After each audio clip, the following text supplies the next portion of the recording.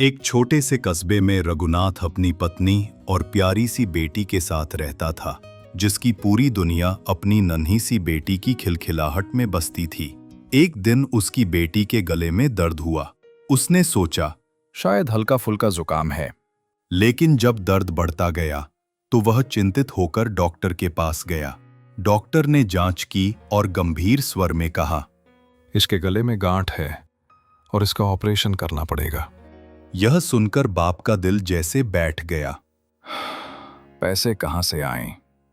उसने निश्चय किया कि चाहे जो हो, वह अपनी बेटी का इलाज करवाएगा। वह दिन रात मेहनत करने लगा, अतिरिक्त काम, ओवरटाइम, हर संभव प्रयास।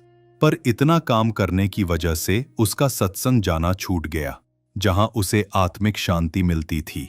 जब सत्संग में रघुनाथ का आना बंद हो गया तो एक महात्मा को उसकी चिंता हुई। वे सीधा उसके घर पहुंचे और पूछा, रघुनाथ, सब ठीक तो है? तुम सत्संग में क्यों नहीं आ रहे? तब उस गरीब ने अपनी पूरी व्यथा सुनाई।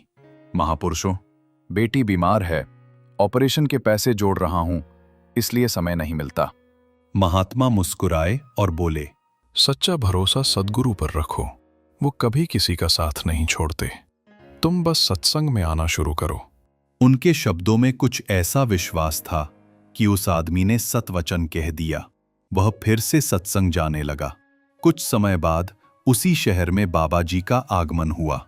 सत्संग समाप्त हुआ तो कुछ महात्मा वहीं बैठकर ज्ञान चर्चा करने लगे।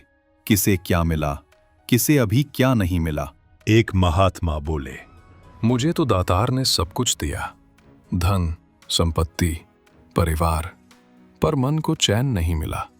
जब उस गरीब का नंबर आया तो उसने धीमे स्वर में कहा, मेरी बेटी के गले में गांठ है, पर मेरे पास इलाज के लिए पर्याप्त पैसा नहीं है। इतना सुनना था कि वही पहले वाले महात्मा बोले, महापुरुषों, कल मेरे घर चरण डालने जरूर आना।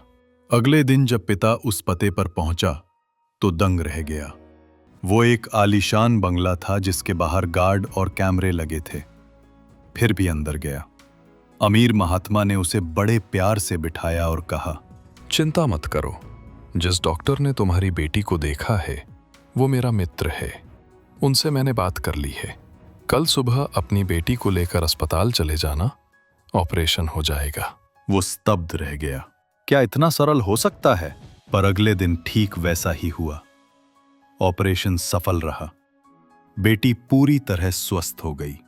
कुछ दिनों बाद रघुनाथ अपने जोड़े हुए 10,000 रुपए लेकर उस महात्मा के घर गया और बोला, महापुरुषों, ये लीजिए, ये मैंने ऑपरेशन के लिए जोड़े थे। बाकी जो खर्च हुआ है वो धीरे धीरे चुका दूंगा। महात्मा ने मुस्कुराकर कहा, रघुनाथ, मुझे धन की नहीं, सुकून की तलाश थी, और वो सुकून मुझे तुम्हारी मदद करके मिल गया। ये पैसा तुम्हारी बेटी के भविष्य के लिए संभाल कर रखो। रघुनाथ की आंखें भर आईं, पर इस बार ये आंसू दुख के नहीं, शुक्राने के थे। कहानी का संदेश, जब इंसान अपनी चिंता छोड़कर गुरु पर विश्वास करता है, तब जीवन में चमत्कार अपने आप घटित होते हैं।